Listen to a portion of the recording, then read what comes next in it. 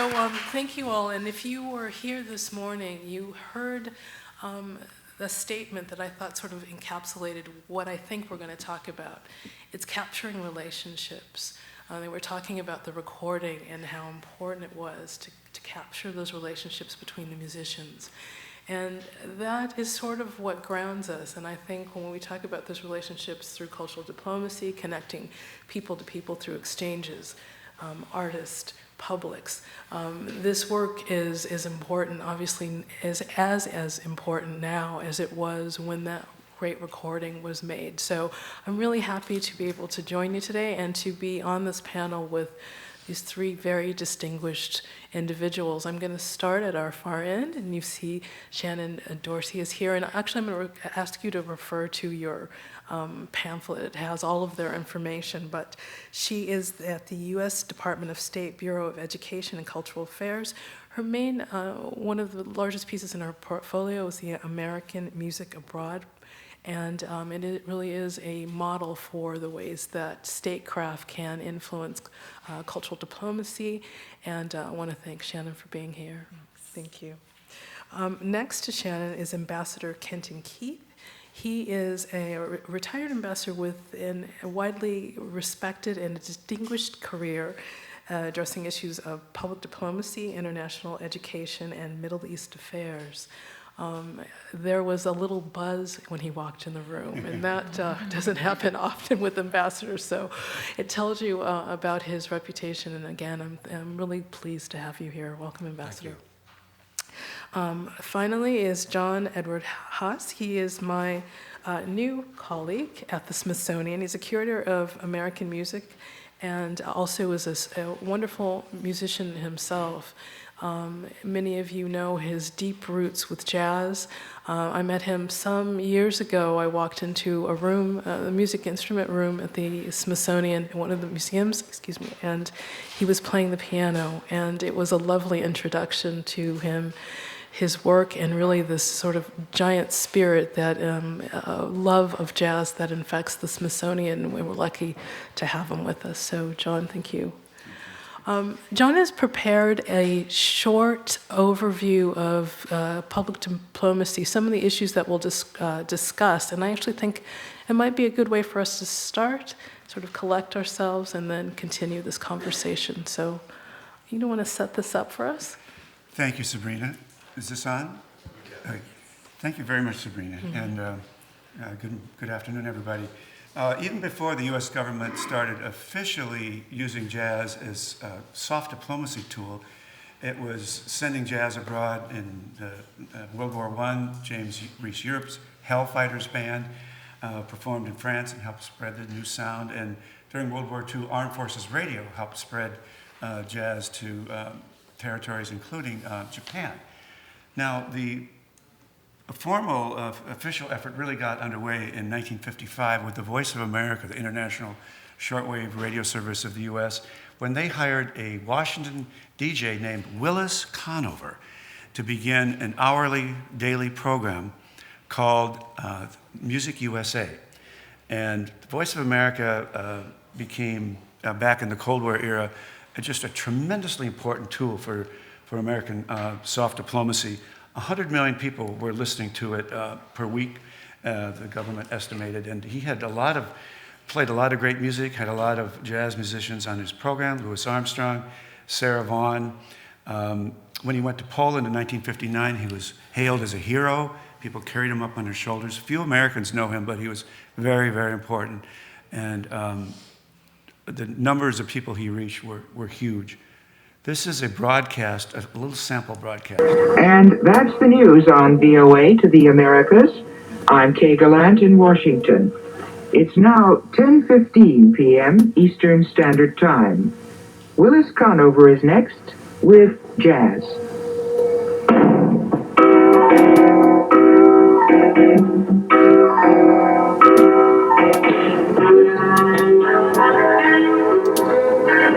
This is his theme song.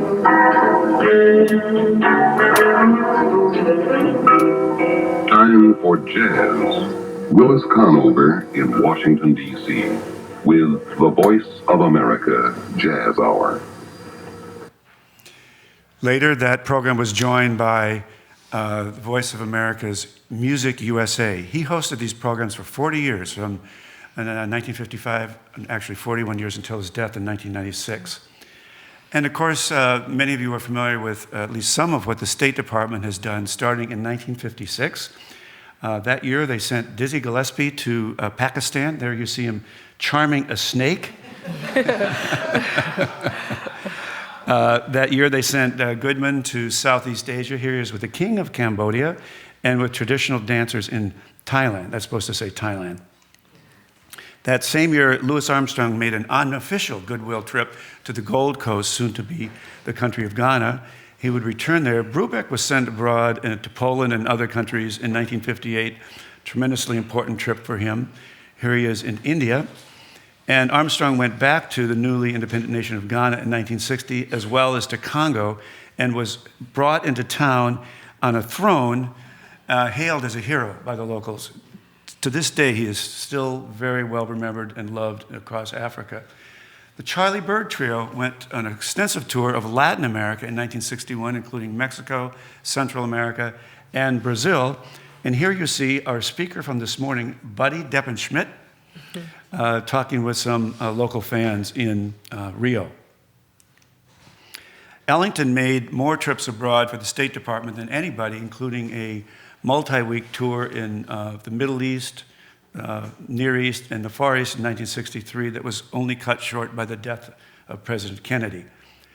Left a tremendous impact, and the trip left an impact on him because he absorbed some musical influences that ended up in the seminal work of his, the Far East Suite. Many other musicians played abroad for the State Department during those first few decades. Anita O'Day, Clark Terry, Earl Hines, Kenny Burrell, Quincy Jones, Randy Weston, Ray Charles, Sarah Vaughan, Woody Herman, among many, many others. And the last couple of years, the State Department's mission to UNESCO has gotten behind an idea of Herbie Hancock's to start an international day, the last day of April, April 30th, and this was the kickoff event 2 years ago at UNESCO headquarters in Paris. That's Herbie Hancock, and U.S. ambassador to UNESCO. The State Department's efforts are not limited to these things. Here is the U.S. Embassy in Addis, where they've named the library, the Information Resources Center for local Ethiopians, the Louis Armstrong Library.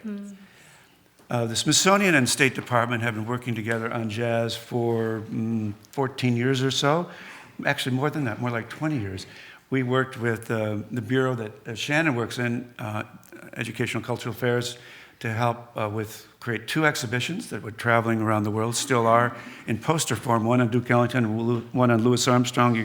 You see the one on Louis Armstrong here at the put on by the U.S. Embassy in Mauritius. Every year, the State Department sends out the Jazz Appreciation Month poster in mass quantities to every U.S. embassy and consulate around the world, and many of the embassies have sparked local celebrations in those countries. The posters are so well regarded that sometimes they're framed and put on the wall. This is at the U.S. Embassy in Addis as well. We helped curate an exhibit at UNESCO headquarters 2 years ago when International Jazz Day was launched. And let me just say something else. The Smithsonian Jazz Masterworks Orchestra went to Egypt 2 years ago. Produced dancers from Los Angeles, great singer voice from Williams, right in front of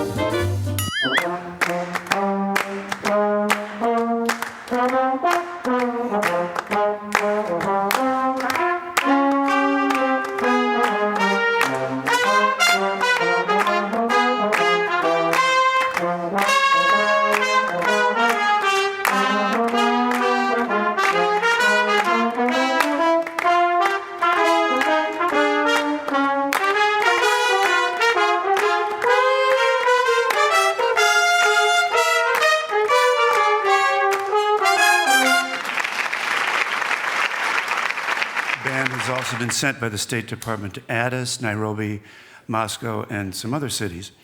And if you're looking for resources on this topic, I highly recommend the material put out by the Meridian Center, sparked by Ambassador Kenton Keith, Jam Session, which was a traveling exhibit as well as a teacher's guide and a website and a small book. This is how the Jam Session exhibit looked at Meridian Center when it played there. There is Ambassador Keith at the opening. It played across the country. Here it is at UCLA at the Fowler Museum. State Department has sent it abroad to every place from Afghanistan to I don't know where. New Delhi. New Delhi. China.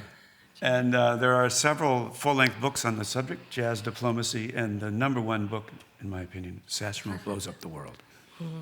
Great, thank you. Thank you for grounding us. I'm actually going to start with Ambassador Keith, and I'm going to ask you, why did this matter then? And before we get to why it matters now, but why was sending these artists out into the world to represent the United States, what was the power that they held that politicians didn't hold? Well, Sabrina, when I came into the Foreign Service back in the early 60s, I didn't know much about public diplomacy. I didn't know much about anything. But one of the first things that I was assigned to do during my posting to Iraq was to go to Basra and help set up for a concert by Duke Ellington. Mm-hmm.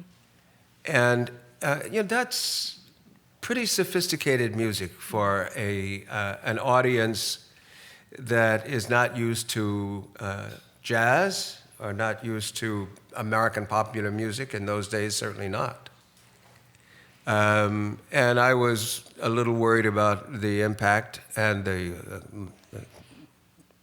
effort that was going in, particularly mine, and maybe it was not going to be worthwhile. But there was something that was in the air, and there was electricity in the air, and there was a contact in the air between those two bodies, the orchestra and an audience that was open, not sophisticated, but obviously very moved. And for a junior cultural officer, that was the best lesson I could have absorbed. In the last days of the Clinton administration, they woke up to the need for public diplomacy, and there was a wonderful a group of people talking about the importance of cultural diplomacy, including Yo-Yo Ma and a few others, and the Italian cultural minister was on there. You were probably there, John, when someone asked her. She said someone had asked her, "What's it like being Minister of Culture in Italy?" And she said, "I told them it's like being Minister of Petroleum in Saudi Arabia."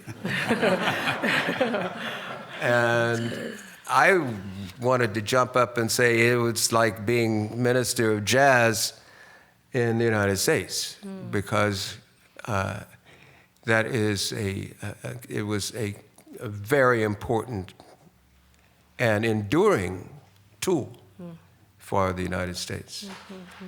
I need to, we only have an hour, so I need to be careful here. Well, you do raise the question of, early on from USIA's very beginnings, jazz had a place in that cultural diplomacy work. And I'm wondering, John, if you could talk about the importance of jazz as opposed to baseball or opera or any other forms of culture. What could jazz do? What could people like Getz and Gillespie and all of those folks, what could they do that others couldn't? Well, I think that the State Department turned to jazz in part to counter the Soviet Union, which was sending its native arts, if you will, its strong arts, ballet, symphony to other countries, and the U.S. wanted to send something that was native to the United States, and I don't know if it was there at the very beginning, but I think it had to play a role of cultural diversity and challenging the notions that were out there about how racially segregated the United States was and how huge the racial discrimination. I mean, there's a long story about Louis Armstrong telling Eisenhower to go to hell after Little Rock. But Right. It's a long story. I think the reasons that jazz resonated so strongly, particularly during that time with people in many countries, is that it symbolized for many people freedom and freedom of expression, which is why the communists, the apartheid governments tried so hard to suppress and repress it. There's elements of democracy in it because in a good jazz band, everybody gets a voice. If I could just add to that, or you talked about Willis Conover, the voice of jazz around the world. It's a wonderful man. And when he died in the 90s, there was a concert at USIA of jazz musicians who had first heard jazz on Willis Conover's program and who came to maturity as jazz players listening to Willis Conover. And one Polish pianist said it was against the law, it was dangerous for us. We had to put our antennas out the window and try to keep them from being seen from the street.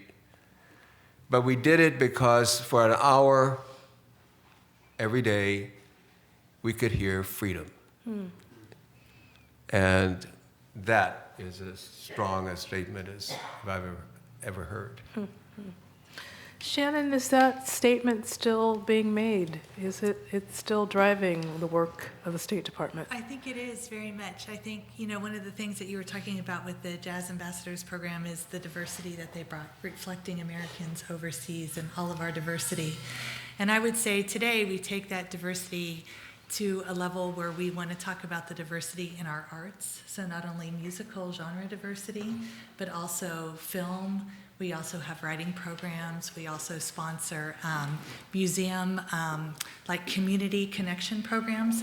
So we've really tried to diversify in terms of our people-to-people exchanges that we're offering. In addition, we've also started exploring bringing artists from overseas to the United States, so we can introduce those artists from relatively high-profile countries to Americans who might not otherwise ever get to meet anybody from that culture or experience their contemporary music or art form that they have to offer.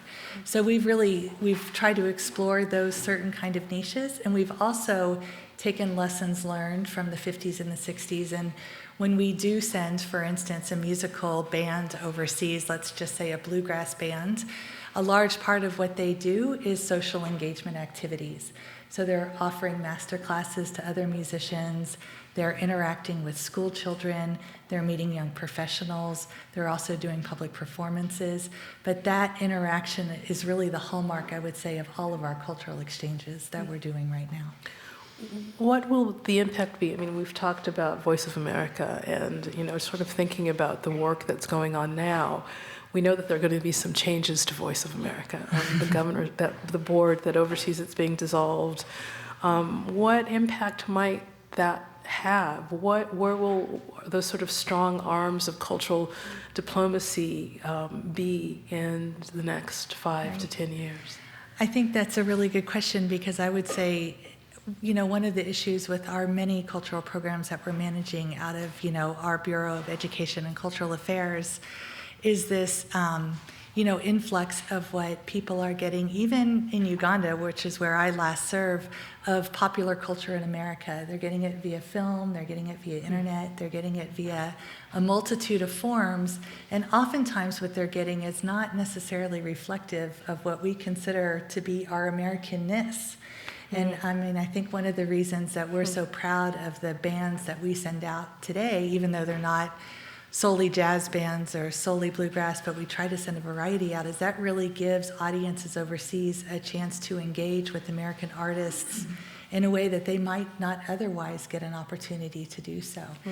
And even though maybe today we're not always sending out the biggest names, I think that there's still space in the art community, certainly here in the US, to engage those people who are still very professional, on their way to get Grammy nominees, maybe haven't gotten there quite yet, but they're willing to explore sort of what they can do and the outreach that they can do that we really value in all of our programs. So part of this people-to-people exchange that you've all discussed has to do with the publics. I mean, that's very much, that was part of the mission of USIA, was to understand, inform, and influence foreign publics in the promotion of the national interest, and to broaden the dialogue between Americans and U.S. institutions.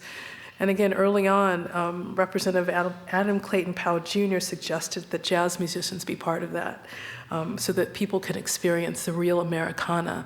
And I want to get to the other side of this people-to-people diplomacy and talk about the musician, the artist, and what that's like. John, you are a musician, a practicing musician. You have gone on these tours. Can you tell us about what it's like as an artist to play that role, to be the ambassador, the cultural ambassador? Well, it feels like you're carrying a tremendous sense of responsibility, because you are, at that moment, an ambassador. You're a representative of your country, and people are judging the rest of your country by your behavior, your attitude, your friendliness, your demeanor. And so that's the thing that I felt, number one, is a sense of responsibility. Also a sense of excitement to share something I'm deeply passionate about with folks, and to create, at least for a while, some people-to-people, person-to-person relationships. You know, there's lots of American culture on the internet and perhaps by television and all that, but when you meet people one-on-one, it's magic. There's nothing like that. And after I gave a program in Nairobi on Louis Armstrong, mostly it was about him, more of a talk than anything. Some young Kenyan musicians came up, and one of them said, you know, after this, life will never be the same. And I took that as praise of Louis Armstrong. Wow. So sometimes you have a chance to change people's lives too. And I think the members of the Smithsonian Band, for example, all took their missions very seriously. Besides the concerts there at the Pyramids and the Cairo Opera House, Alexandria Opera House, they did school programs in high schools at the Cairo University, and that was in some ways the most thrilling of all. One-on-one, passing on their knowledge to local students and teachers and musicians. Yeah. And you too must have seen this up close as well. I wonder if you'd like to share. As John is talking there, the images kept popping into my mind. I think my last year in Cairo, we had Dizzy Gillespie and his band. And Dizzy wanted to have an encounter with Egyptian musicians. So he said, we'd just, just something cool, just have, bring a few people with their horns or with their musical instruments, and we'll have ours, and we'll see what develops. And, as you might expect, something very magical developed. And this was toward the end of Dizzy's life, but the influence that he had on that particular group of musicians was lifelong for them. Yes, there are just so many anecdotes that one can roll up. The bottom line is this: when we send our creative musicians, whether it's the Smithsonian Jazz Band, whether it's Miles Davis, as it might have been in the past, or somebody of that nature, whether it's a a poster maker or a print maker and equipment. That gives the opportunity for artists to interact. It gives you, for open minds to interact.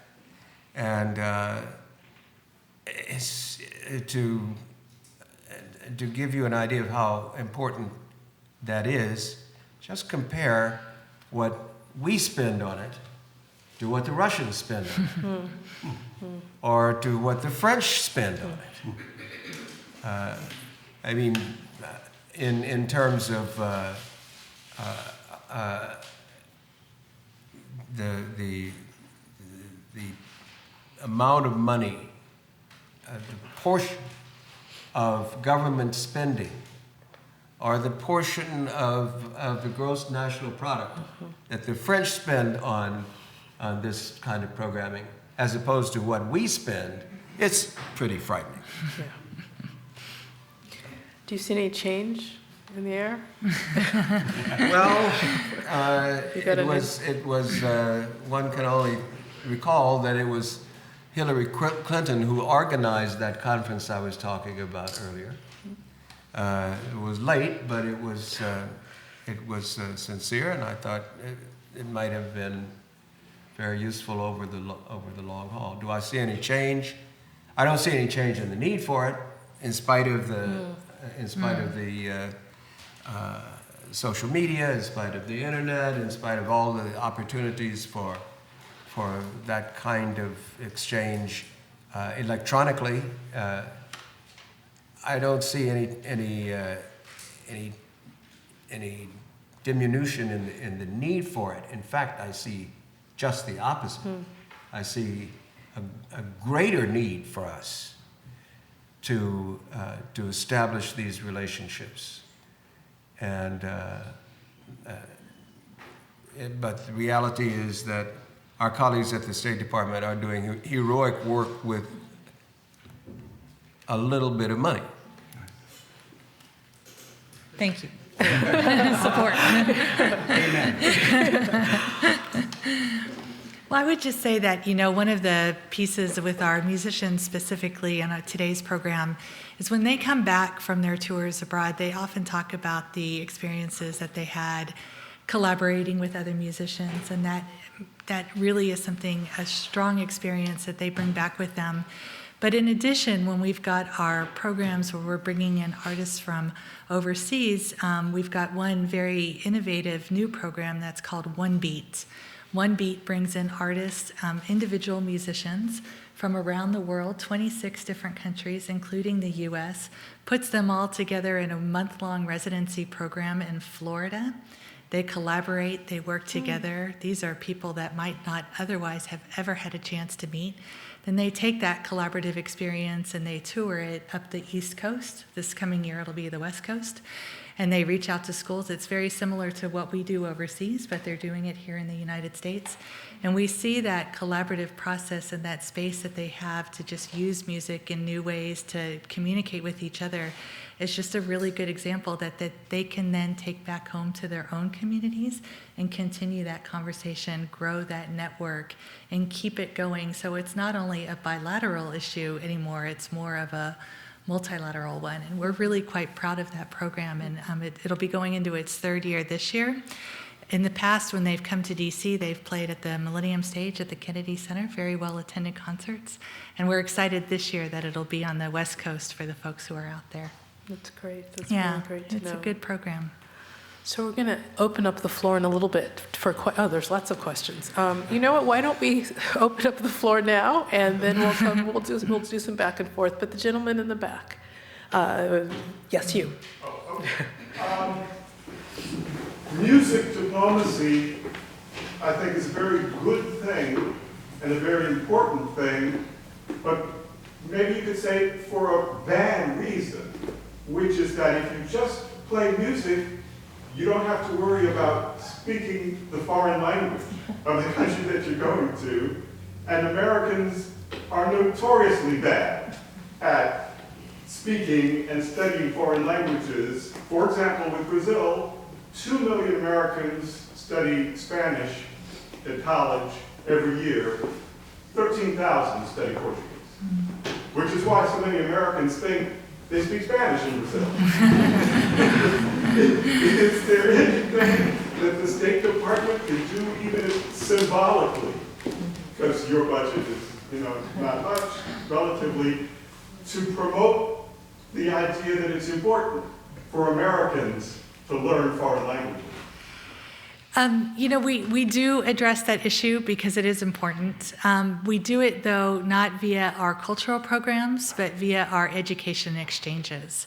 So we've got several different programs, including the Fulbright, but a couple of others as well, where it really encourages students, American students, to go overseas to learn those very critical languages that they need to know for their own careers, but then also just the future betterment of the world. So it's more in that house than it is in cultural programs, but it's definitely something that we've realized needs to be addressed, and we are doing what we can, but it does tend to be on the higher level, higher education, so university, postgrad, that kind of thing. And of course, we all know that if you're going to be a really good language learner, that needs to start in, elementary school. And unfortunately, we don't have the resources to address that specific need. But on those higher education levels, we do have a few.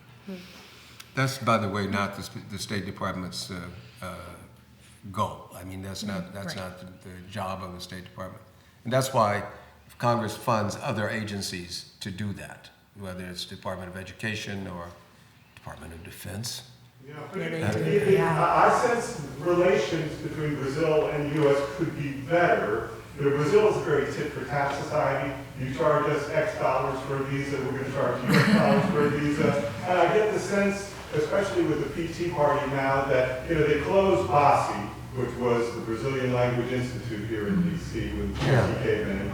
And there used to be a requirement that if you worked for the foreign ministry in Brazil, MRG, you had to know English.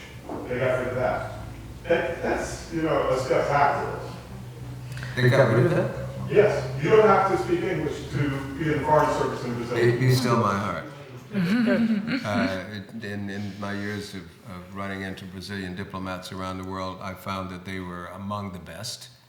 But for one thing, they had language skills. They could all speak French. They could all speak English to begin with.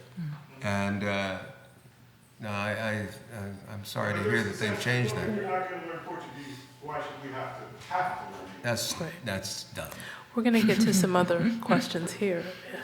Going back to the tour in 1961, where Charlie Bird and Buddy Livingston and stuff went to Latin America, can somebody speak to the importance of that within the context of the recent Cuban Revolution in 1959 and the whole spread of communism in Latin America, and how, this tour must have had some reason for being at that time, going all through Latin America with U.S. musicians. Can put it within that political context. Great question. Well, I'll let you feel that first. I have. The strange thing is that in all of those of us who put these things together in those days, who then staged them in Latin America or Eastern Europe or wherever it happened to be. We did that not in a context of tit for tat with the Russians. We knew that the Russians were using cultural tools, but we did that basically with the understanding that something really important happens when you engage two societies at that level. And I'm not sure that we would have been able to prove to congressional committees that what I've just described actually happens. But those of us who were involved in it believed in it so deeply, and that reaction of audiences. You see thousands of people in Red Square applauding Louis Armstrong. That's a little bit, it's self-explanatory. Do you have a follow-up? Well, it seems that, being 61 and the spread of communism in Latin America was probably the Alliance of Progress that Kennedy established to spread, other aspects of American culture and the importance of democracy. So I just wanted a little bit of context regarding that, if it was available. The context, the important thing is that you could get money for it. You could get funding for these programs. It was easier to get funding for these programs than it became when things were less competitive. There's several ironies here, and I'm sitting and listening to the panel.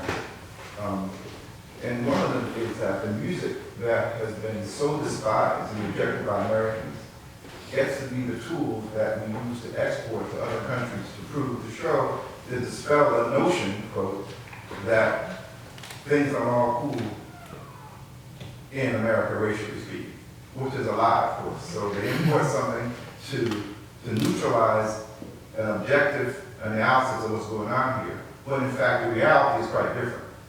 That's the first thing. So the second thing is that here's the ultimate irony. The jazz musicians here had to leave this country to play their music in order for it to be accepted. Today, you can't even find a decent jazz station on public radio and on public radio. You can't find it anyplace else. And so that which is so ironic decades ago even continues, but in another form today. So I wonder if you could comment on that irony. Who would like to take that? I absolutely agree with you. Yeah. I absolutely agree with you. And that point was not lost on the musicians Exactly. who were involved in those exchanges. They made it clear to the audiences they engaged with that they weren't representing a perfect society. And the famous "go to hell" comment from Louis Armstrong to the President of the United States is just indicative of how people felt in those days. But at the same time, they felt, I think this is true, they deserved to be sent abroad. What was happening with their music was what the world should be hearing. And if their government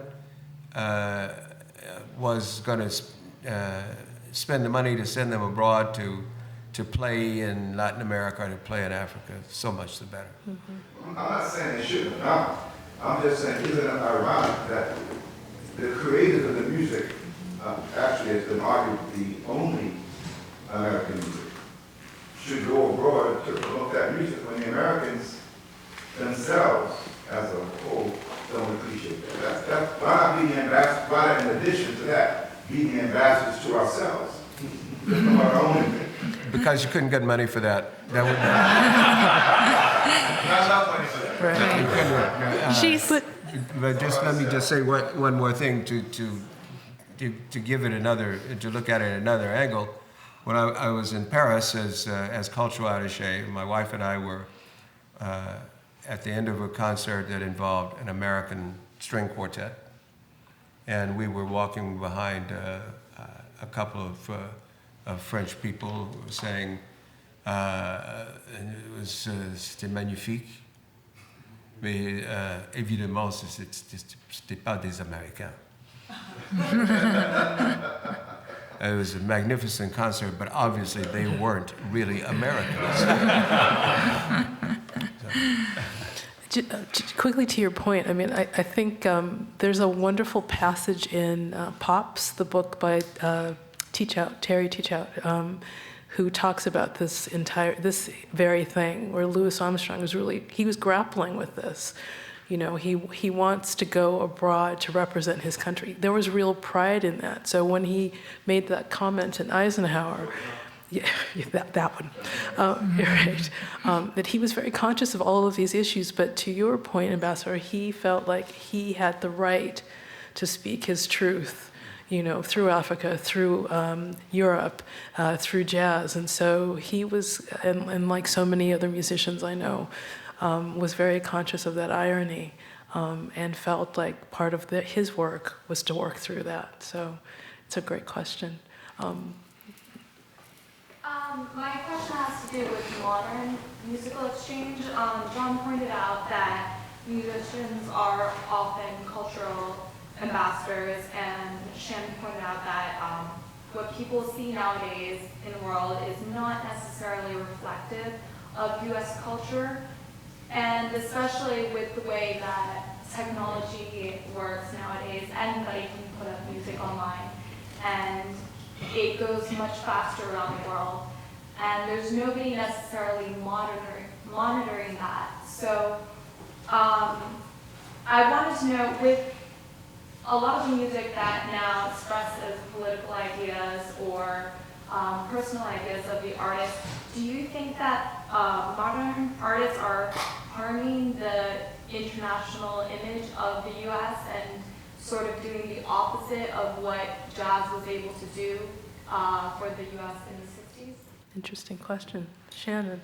It is an interesting question because I think I'm thinking it from our program point of view. So with our American Music Abroad, the artists that go on this program very much realize what they're doing, and they really value their role as the citizen diplomat, is what we call them.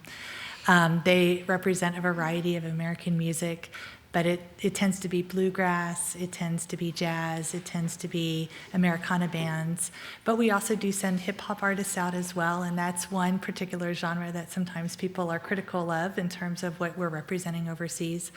With our particular artists that we select for our program, we make pretty sure that they are going to be representative of the types of activities that we would like to promote for the most part, but we don't dictate what they do or say. I mean, they're artists and they're individuals, and they were chosen for this program for what they can bring to it personally. But what I think you're getting at is more of the big name performers like Lady Gaga, and what is she doing when she goes to Italy, and that kind of thing. And I think from that perspective, American culture is as diverse as our country is, and we can only hope that we're presenting alternative narratives as well.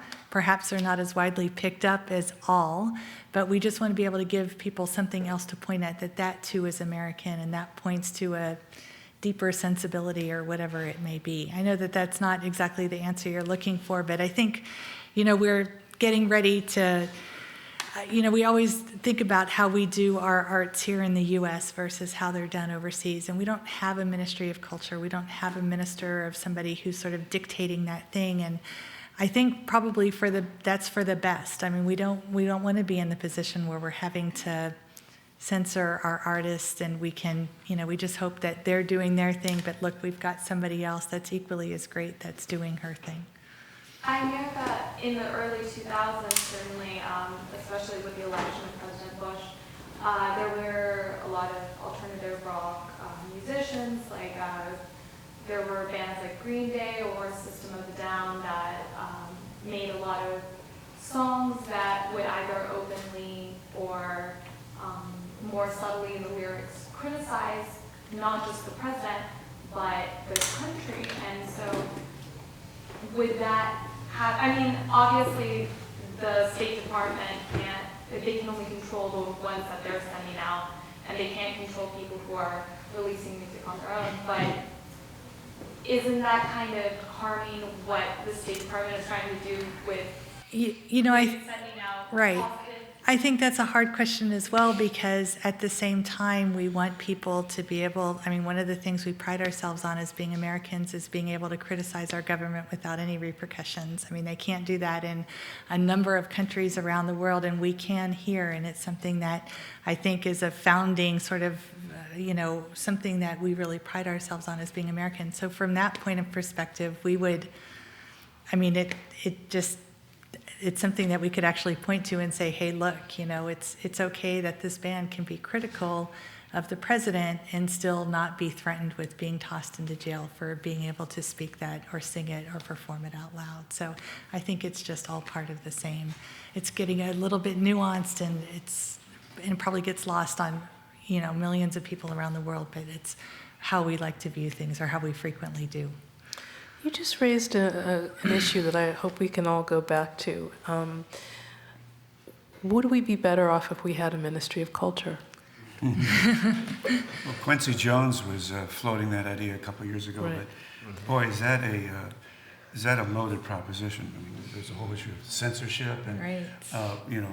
You focus on these kind of arts. What about these? And it's James Early, your colleague at Smithsonian Folklife, who has said, I think, mostly not tongue-in-cheek, that the closest thing the U.S. government has to a Ministry of Culture is the Smithsonian. I think it's a very difficult question, and I don't know if there have ever been any serious efforts to establish a Ministry of Culture here. There have been serious efforts to establish control over what we do.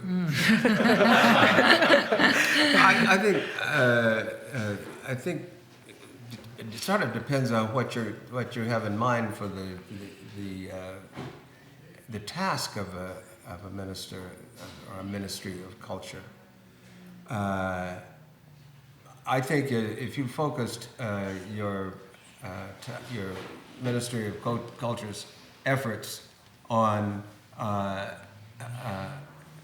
young people and kids and students, you wouldn't have such enormous gaps between what our young people know and what French young people know or Italian young people know. It seems to me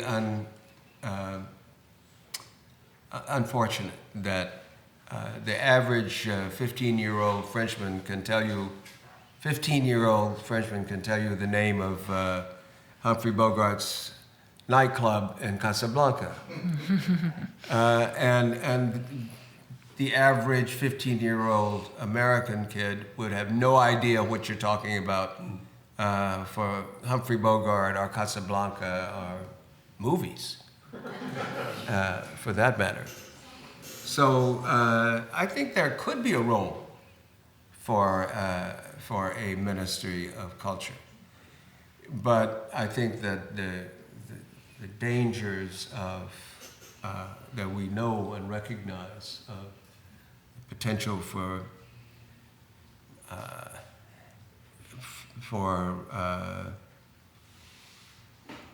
censorship, or not even censorship, but just putting resources in different areas and just making it easier to control the message that comes out of American culture.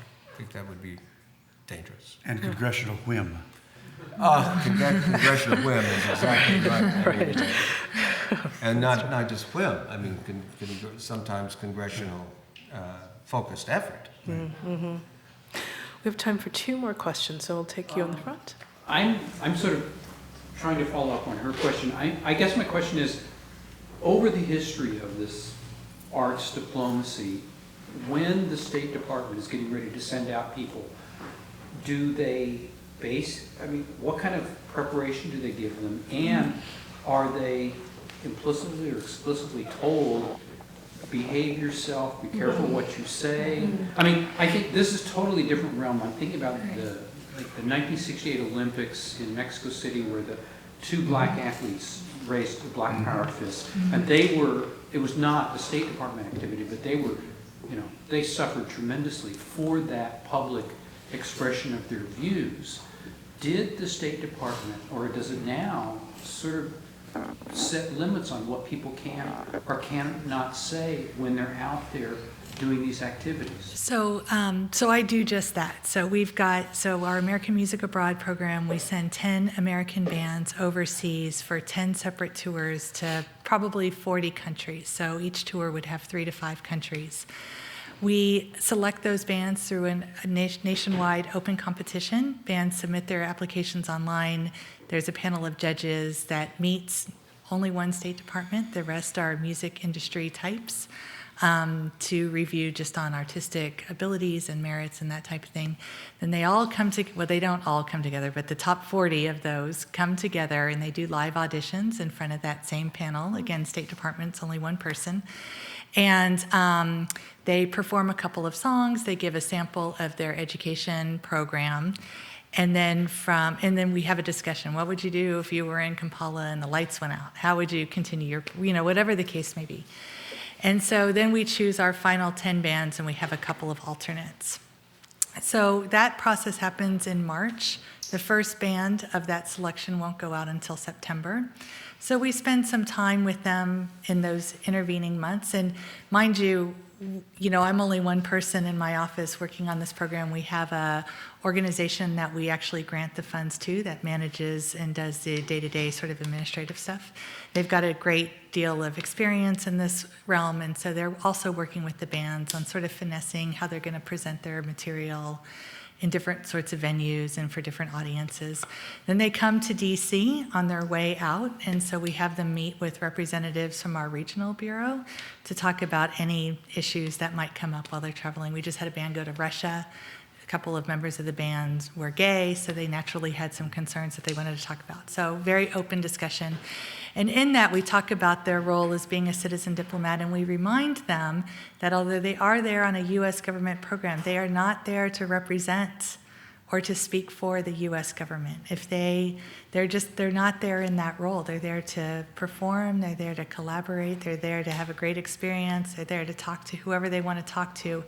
And we just leave it at that. If they are doing a press engagement overseas and they're being confronted by a question that addresses really big issues, what do you think about drones? And, they're welcome to throw that off to the cultural affairs officer or the public affairs officer that's standing right there and just not even have to deal with that question at all.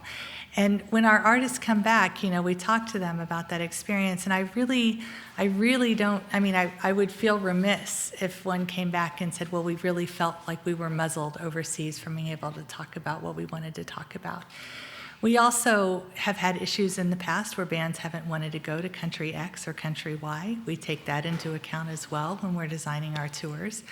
And then our posts also play a very important role in this, in that they are being offered band X, but if they don't think that music will resonate, if they don't like the message that they're seeing when they're looking at application materials, they're welcome to not be a part of the tour. So we try to keep it as open as we possibly can. And, the State Department also has speakers program, we have sports programs, we have a number of programs where we're sending Americans out, and that's pretty much the message to all of them, is they're on a government program, but they're really not there to represent the U.S. government. That's the folks who are working at the embassy.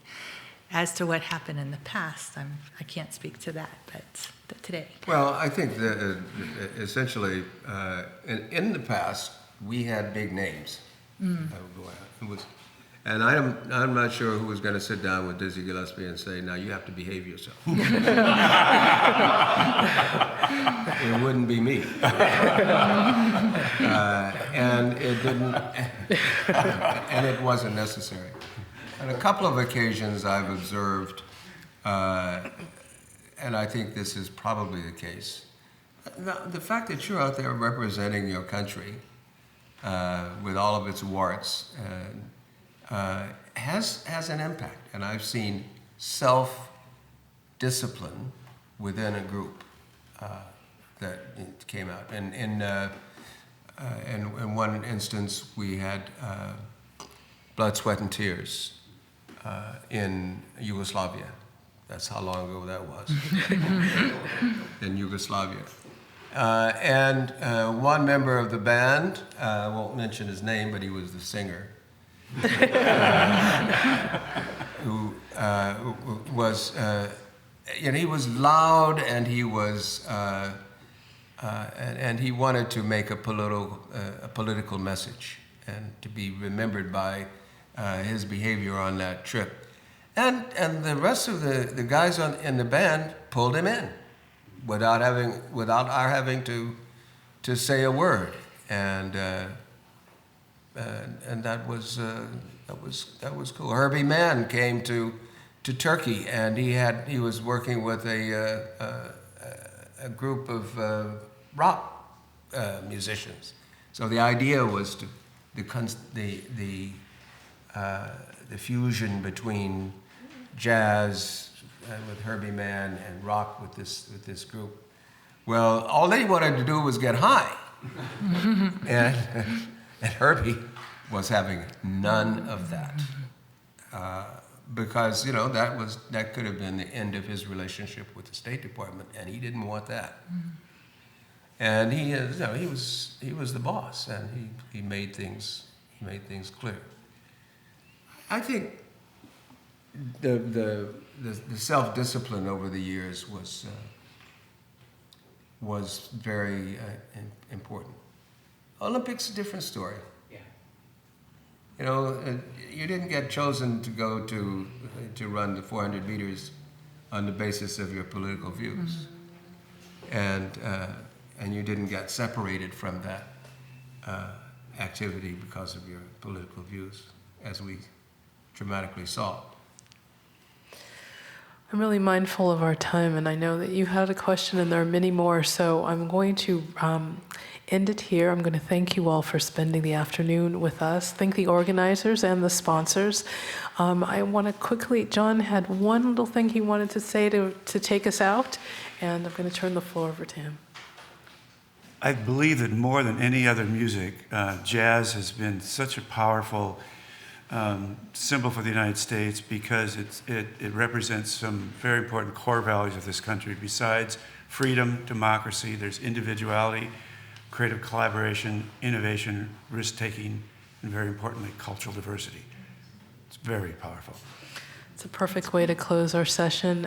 Ambassador, Shannon, John, thank you so much. And again, our thanks to you for being here. Please join me in